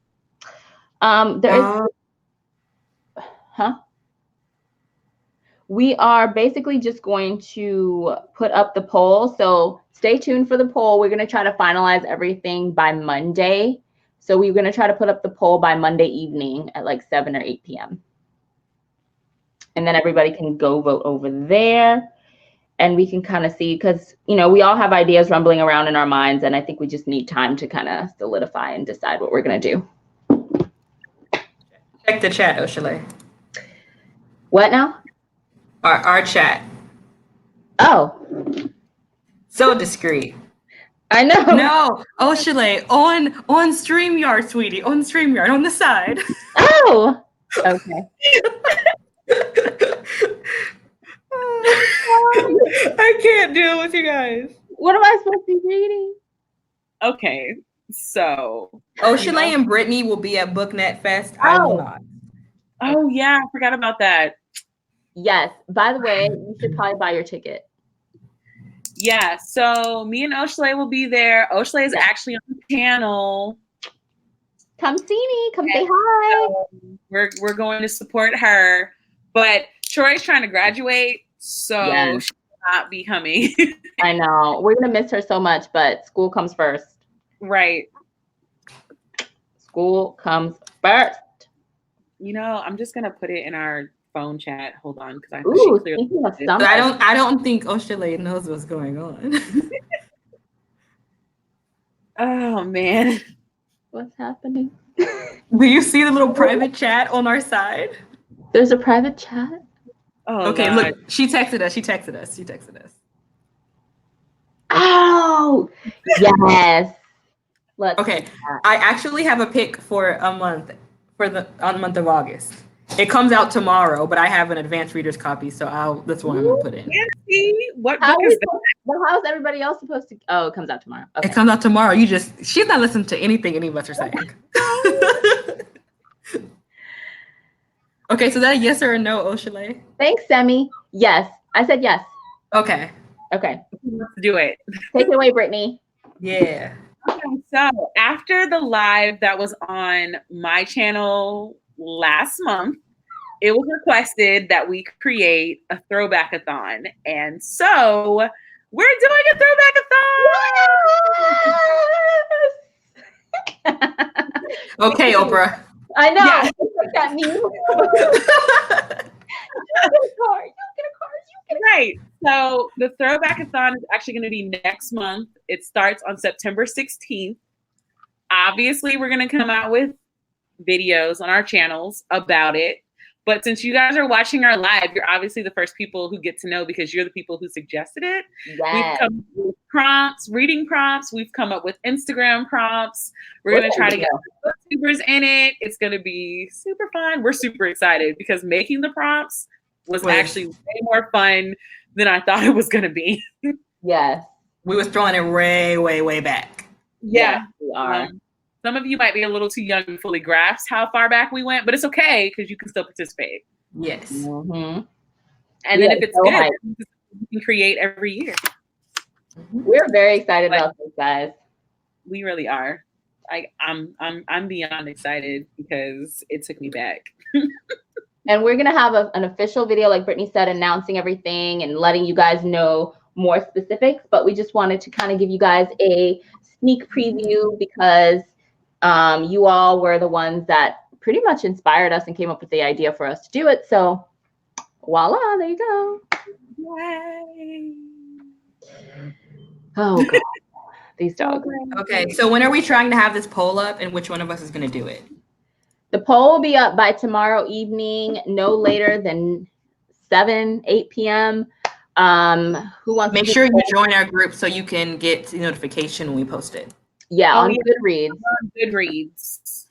So A Seat at the Table on Goodreads. Definitely go join the group if you haven't already. Make sure you're signed up for the notifications so you know when the poll is up. We'll probably all say something on our socials and on my community tab here on YouTube. I will mention that the poll's up so that if you forget, you can go and vote.